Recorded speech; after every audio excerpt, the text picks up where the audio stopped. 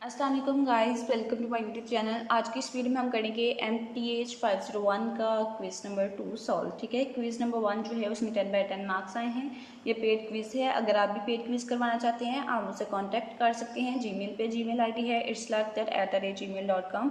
Marks जो हैं इंशाल्लाह बहुत अच्छे आएंगे। स्टार्ट करते हैं हम क्विज़ को।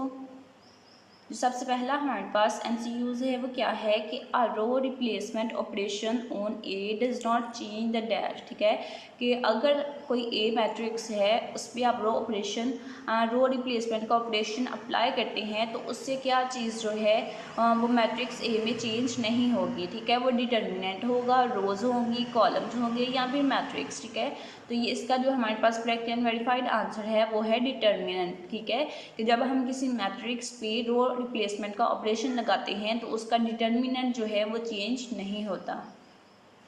करेक्ट एंड वेरीफाइड आंसर है।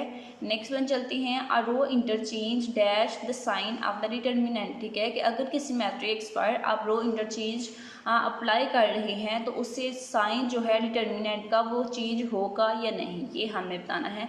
तो चेंज साइन जो है वो चेंज हो जाएगा। ठीक है, तो दोनों चीज़ों में आपने डिफरेंस देखना है। पहले वाला जो हमारा MCQs था वो थोड़ा डिफरेंट था, स्टेटमेंट थोड़ी डिफरेंट थी। ठीक है, वहाँ पे ये आंसर था कि डिटर्मिनेंट चेंज नहीं होगा रो रिप्लेसमेंट से। ठीक है, और यहाँ पे रो इंटरचेंज है तो रो इंटरचेंज से डिटर्मिनेंट का साइन जो है वो चेंज हो जाता है।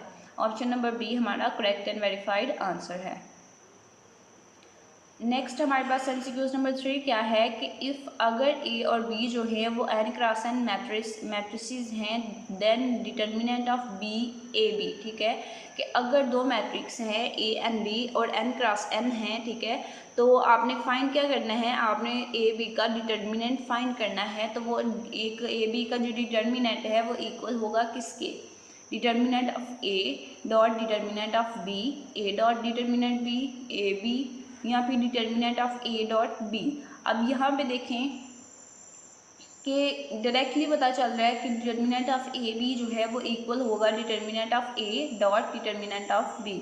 इसमें क्या किया है कि ए और बी को पहले मल्टीप्लाई कर दिया और बाद में डिटर्मिनेंट लिया है, और यहाँ क्या किया कि पहले ए का डिटर्मिनेंट ले लिया फिर बी का डिटर्मिनेंट और फिर उन दोनों डिटर्मिनेंट को आपस में मल्टीप्लाई कर दिया है। तो दोनों का आंसर जो है वो एक दूसरे के इक्वल ही होगा। इट्स मीन कि ऑप्शन नंबर ए जो है वो हमारा इसका करेक्ट एंड वेरीफाइड आंसर है। नेक्स्ट वन MCQs नंबर 4 है, which one of the following statements is true for all real symmetric matrices. ठीक है, कि ऑल रियल सिमेट्रिक मैट्रिसेस के लिए कौन सी स्टेटमेंट इनमें से ट्रू है। सबसे पहले क्या है कि sum of all eigen values is 0, all the eigen values are positive, all the eigen values are real, all the eigen values are distinct. अब यहाँ पे देखें कि बात किसकी हो रही है, रियल सिमेट्रिक मैट्रिसेस की। इट्स मीन के तमाम जो आइगन वैल्यूज़ होंगी वो रियल होंगी, यानी कि ऑप्शन नंबर सी जो है वो आपके पास इसका करेक्ट एंड वेरीफाइड आंसर होगा। अगर आप पेड क्विज करवाना चाहते हैं आप मुझसे कांटेक्ट कर सकते हैं जीमेल पे। जीमेल आईडी है islakhdar@gmail.com और अच्छे मार्क्स गेन कर सकते हैं। नेक्स्ट वन है कि अगर ए जो है वो n क्रॉस n मैट्रिक्स है then following statement are equivalent except. ठीक है, हमने बताना है कि अगर ए जो है वो n क्रॉस n मैट्रिक्स है तो इनमें से कौन सी स्टेटमेंट्स जो हैं, कोई 3 स्टेटमेंट हैं जो इसके इक्विवेलेंट हैं, लेकिन एक स्टेटमेंट उनमें से ऐसी है जो इसके इक्विवेलेंट नहीं है। तो वो एक जो स्टेटमेंट है वो हमने बतानी है।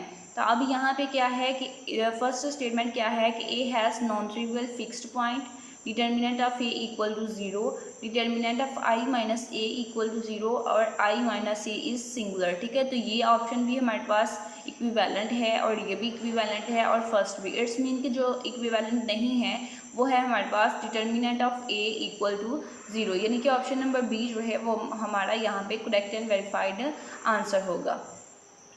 नेक्स्ट वन MCQs नंबर 6 क्या है कि n dash matrix with n distinct eigen values is diagonalisable. ठीक है, कि हमने बताना है कि कौन सा मैट्रिक्स जो है वो n डिस्टिंक्ट आइगन वैल्यूज के साथ डायगोनलाइजेबल होता है।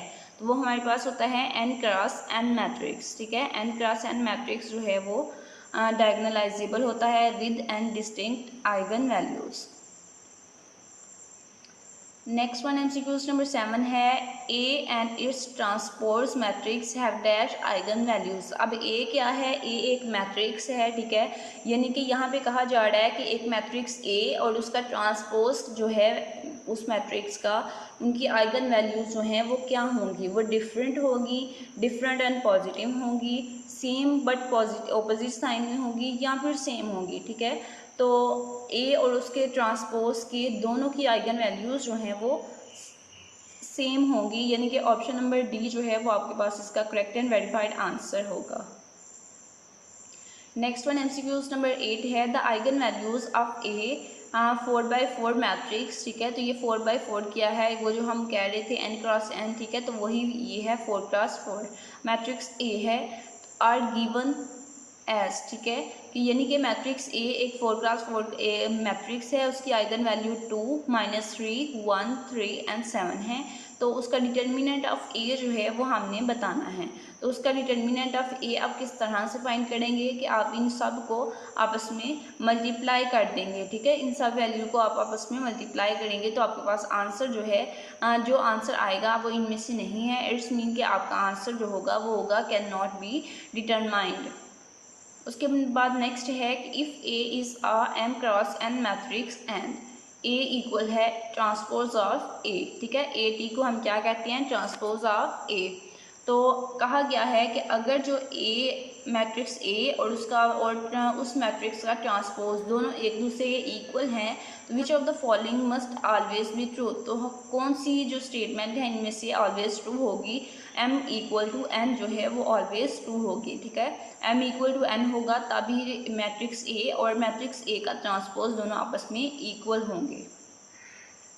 Next one and last one MCQs क्या है कि इफ़ अगर lambda -2 is a factor of characteristics polynomial of matrix A, then which of the following is the eigen value of A, ठीक है, कि अगर ये characteristics polynomial matrix of A है तो आपने eigen value of A find करनी है। तो आइगन वैल्यू ऑफ ए जो है वो क्या होगी, ठीक है। तो सिंपली आप क्या करेंगे कि लैम्डा -2 इक्वल टू 0 कर देंगे और फिर जो -2 है वो इक्वल के दूसरी साइड पे चला जाएगा, +2 हो जाएगा। तो इट्स मीन के आइगन वैल्यू ऑफ ए क्या है? लैम्डा इक्वल होगा किसके?